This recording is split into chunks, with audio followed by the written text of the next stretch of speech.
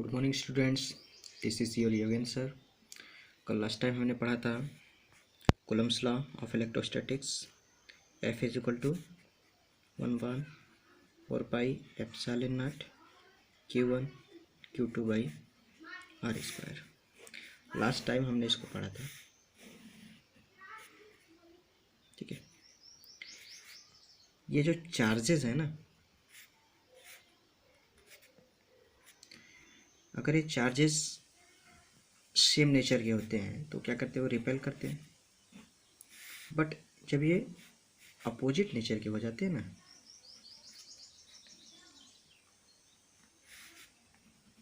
Opposite nature के, तो क्या करते हैं, अट्रैक्ट करते हैं। ये जो फार्मूला है दोनों केस में अप्लाई होता है।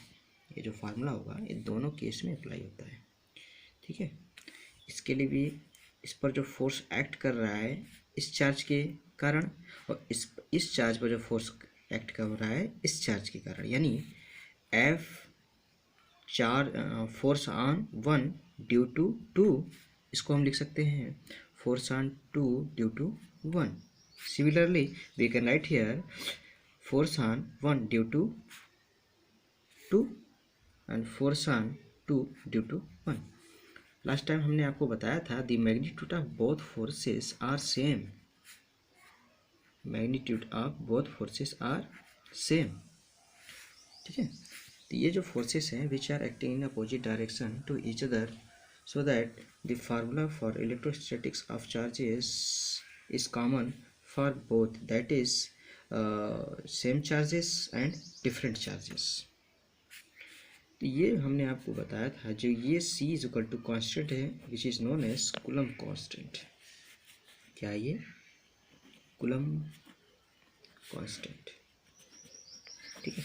इसकी वैल्यू 1/4 पाई एप्सिलॉन नॉट, जिसकी यूनिट हम लोगों ने निकाला था न्यूटन मीटर स्क्वायर पर Coulomb square. You can find easily, इसको आप यहाँ से आसानी से फाइंड कर सकते हो।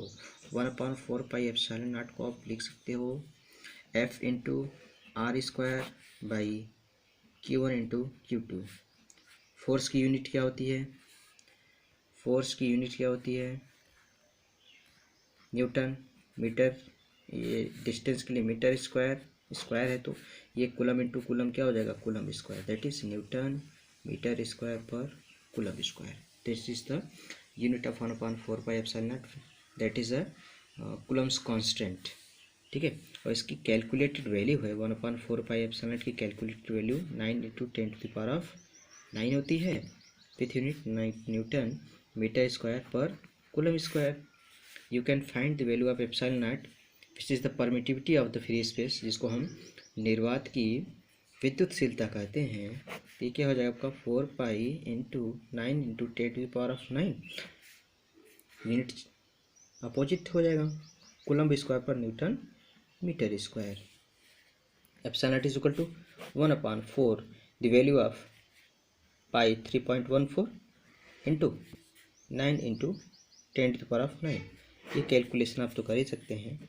After calculation we find the value of epsilon naught 8.85 into 10⁻⁻12 coulomb square पर newton metre square. Okay, this is the numeric value of permittivity of the free space, ठीक है। एक और क्वांटिटी हम यूज़ करते हैं एप्सिलॉन, वल्नी एप्सिलॉन। ये क्या है, एप्सिलॉन नॉट क्या है, ये permittivity of the free space, of the free space, free space. ये क्या है, फ्री स्पेस की क्या है, विद्युतशीलता है। और एप्सिलॉन क्या है, permittivity, permittivity of the medium, ठीक है, परमिटिविटी ऑफ द मीडियम। ये देखो, ये जो चार्जेस है ना, ये जो चार्जेस हैं इनके बीच में अगर जो है फ्री स्पेस है, वैक्यूम है, तो ये जो फार्मूला है आपका, जो इनके बीच में चार्ज है उसमें क्या डिफरेंस होगा। अगर हमने दो चार्जर लिया, इसके बीच में कोई मीडियम रख दी, इस चार्जेस को हमने वाटर में रख दिया, तो क्या होता है, फोर्सेस वीक हो जाता है। जो मीडियम होता है वो क्या करता है, फोर्सेस को, इंसुलेटर मीडियम जो होता है वो फोर्सेस को क्या करता है, वीक कर देता है। इनके बीच में अगर हम कोई प्लास्टिक या रबर रख दें तो इनके बीच में जो काम करने वाला इलेक्ट्रिकल फोर्स वो क्या हो जाता है, वीक हो जाता है। तो हम कह सकते हैं the electrical charges depend on the medium. The permittivity of the medium is normally taken epsilon. There is a relation between permittivity of the free space and permittivity of the medium, and the ratio of permittivity of the free space and the permittivity of the medium. There is a relation. We can also represent permittivity of the medium raised to permittivity of the free space is known as relative permittivity of the medium. That is, इसको prove करना बहुत आसान है, you can easily solve. ठीक है, इसको हम आगे सॉल्व करते हैं कि कैसे है।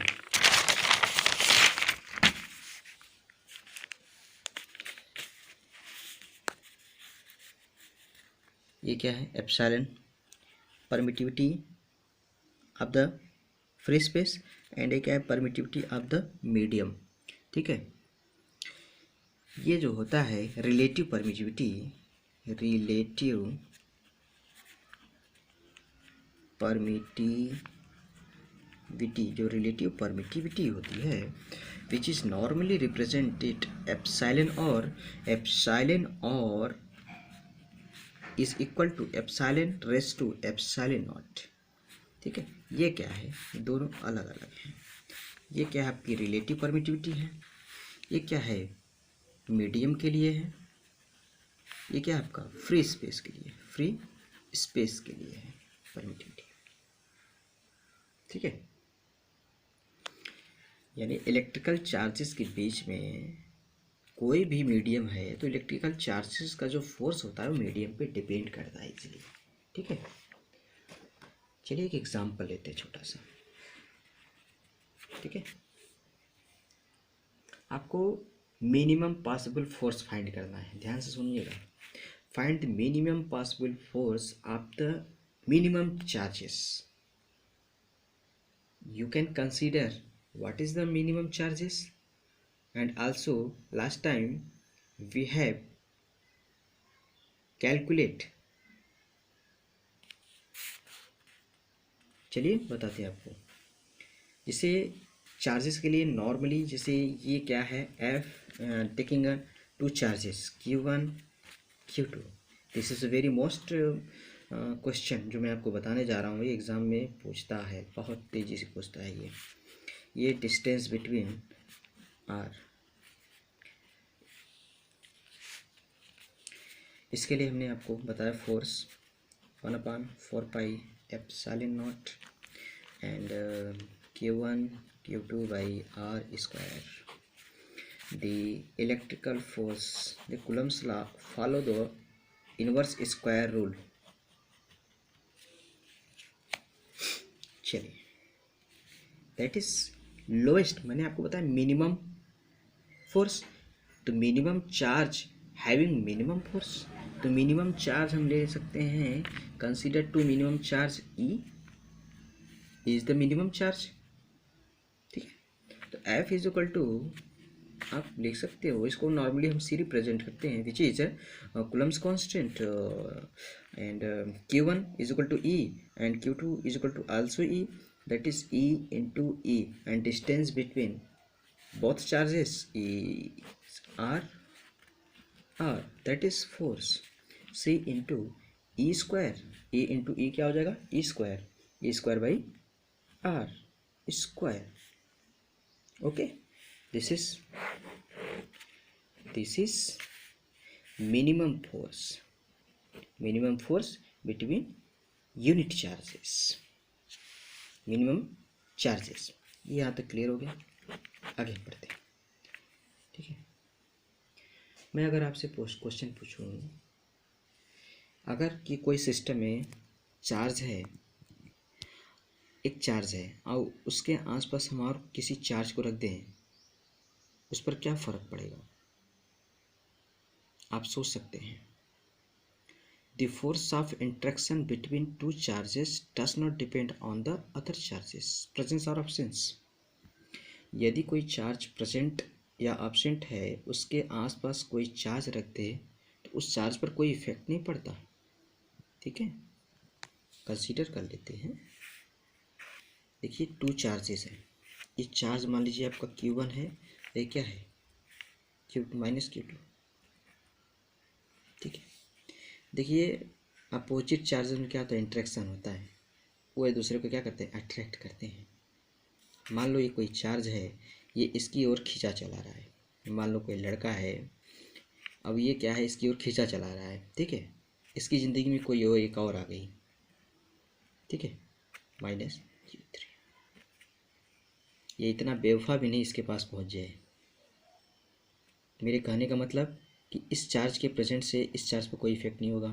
ठीक है, या इस चार्ज के इफेक्ट के प्रेजेंट होने से इस पर चार्ज पर कोई इफेक्ट नहीं। ओवरऑल हम समझ सकते हैं कि किसी भी चार्ज के प्रेजेंट या एब्सेंस से उस चार्ज के ऊपर कोई इफेक्ट नहीं पड़ता, कोई इंट्रैक्शन।